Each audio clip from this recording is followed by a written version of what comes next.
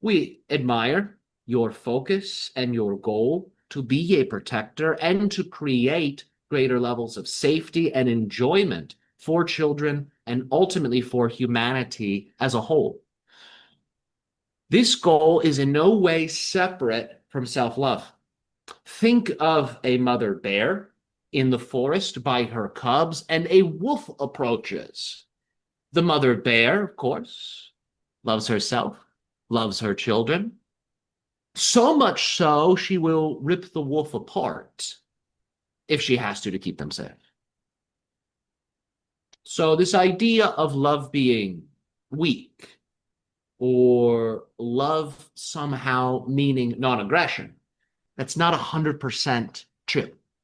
It's sort of a new idea that you all have about love. Remember how your ancients saw love as it expressed in humanity and on the earth level. They described it as the goddess Inanna, whom wields two interesting poles. The duality she wields, one is love, the other is war. War is said to be a continuation of politics. It is simply the extension of it, where the niceties in the office and the usual rules and diplomacies don't really apply in the same way. So it is simply a form of negotiation that has expanded past what is civilly agreed upon. How do you get to war? People stop communicating.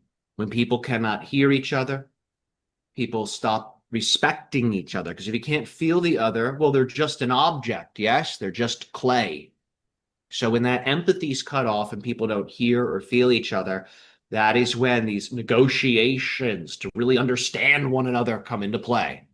And because it's not from a place of love, those conversations don't really go so well. And then it escalates into conflict and war. The imbalances that you see in your society, each and every single one of them, are correspondent with a fundamental issue, and it is communication issues.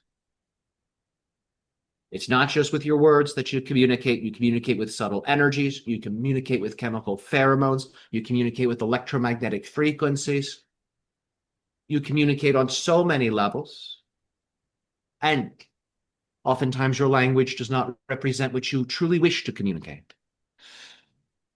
As a result, there are people running around with all types of confused, misaligned ideas that over time can build, and the person becomes indistinguishable from something that is subhuman. They begin to operate as a type of monster within the society.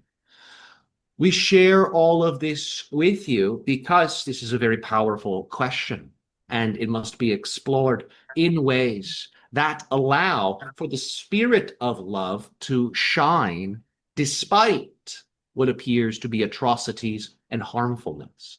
Love is strong, it is not weak. If it were weak, you would not be here in your year of 2025 discussing love with a being like myself, whom is technically from your future.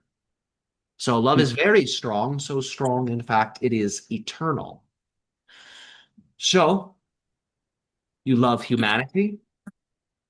You love the role of being a protector, being one who provides strength through being powerful in that way, in a way that is based in righteousness and in a way that is based in creating greater levels of safety for those whom you value and whom are vulnerable. You are operating as an agent of love. You are also protecting future children. And you are also protecting that person, that in this instance, the abuser, you're protecting them from deepening their relationship with that monster role. So that type of protection, that's still an act of love. You can be the warrior in the garden, you see.